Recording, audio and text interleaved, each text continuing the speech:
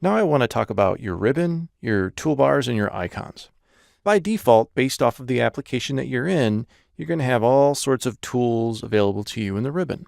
Something that Siemens has done for us is given us the super fluid ability to make modifications to the ribbon, the tools that we're looking at. So for example, we have a tool called Direct Sketch.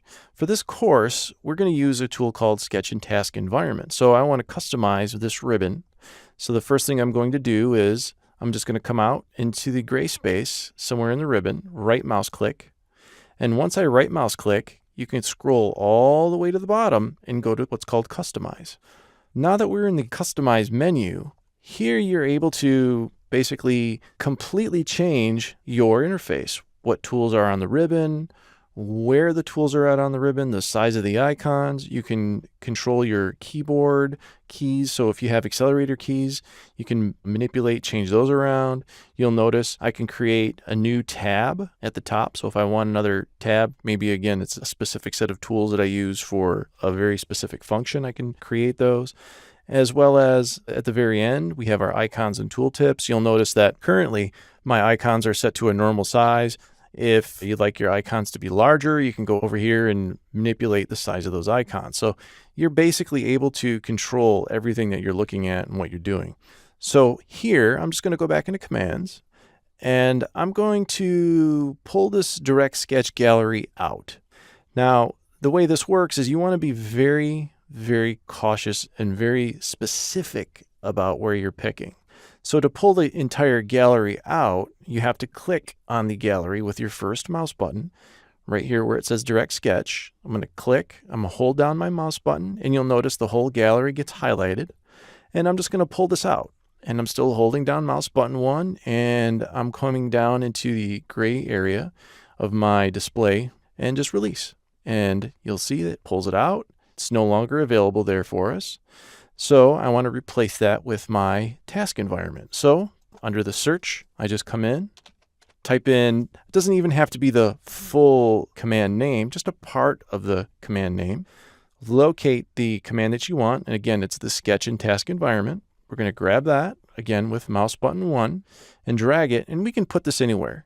For this, I'm so used to it here on the far left. I'm just going to drop it right there on the far left. And again, you can do this for all of these icons. So if there's tools here that you know you're not going to use, you can just pull them out and customize them. Very simple, very easy. Now at this point, I'm going to go ahead and hit close.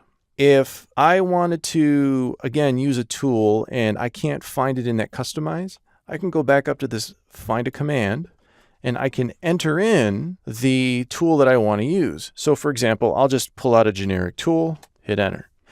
And now that I have that pulled out, you'll notice it highlights the location. But if I come over here to the far right, I hit this little black arrow, you notice that I can again dock this wherever I want. I can take this and put it on top on the home tab. I can put it on assemblies tab, any tabs that I currently have open. If I want to, I'm just going to say, I'm just going to leave it on the home. I'll just close this out. You'll notice that icon is now located here.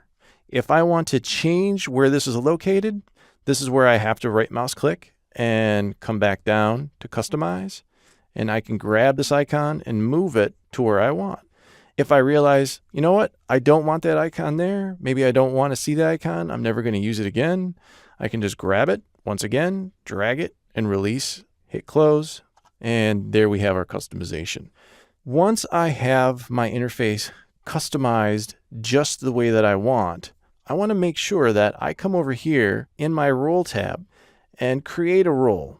Now, these roles, again, are there specifically to either save your layout or if you're working within an organization that has a specific set of tools that they want you to use, they're going to have a role set up just for you.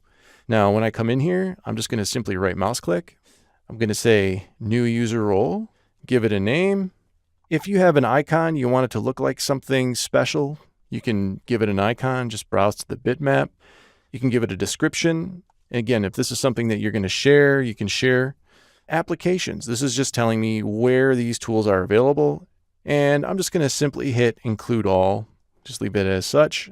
If you have dialogue memories, basically if you go into one of the tools and you have some basic presets, you can have those presets remembered as well. Once I have this set up just the way I want, I simply select OK. And now you'll notice that I have my new role. So I can have as many of these as I want. And if I start toggling between these, you'll notice that I have different roles set up for different purposes. If I go up into content, you'll notice that there's several preset roles as well. So if I go into role advanced, this basically gives you pretty much all available tools. If I go into roles essentials, you'll notice that the tools kind of streamlined a little bit. Some of the tools are there, some of the tools aren't there. If I go back into role advanced, once again, just switching, you'll see, let me get that. There we go. You'll see I have additional tools based off of the role that you're in. And if I go back into user, I say, oh, that's the tool or that's the role that I want. Just click on my role. So this allows you to navigate between the various roles. If you make an additional change to your current existing role and you want to save that change, when you come in, what you're going to want to do is right mouse click. You're not going to left mouse click. You're going to right mouse click and come down and hit save role. If I left mouse click first thing, it's going to reset that role based off of what you had saved previously. So as a warning, you make changes, you want to update the role, right mouse click. Do not left mouse click. It'll, again, reset everything.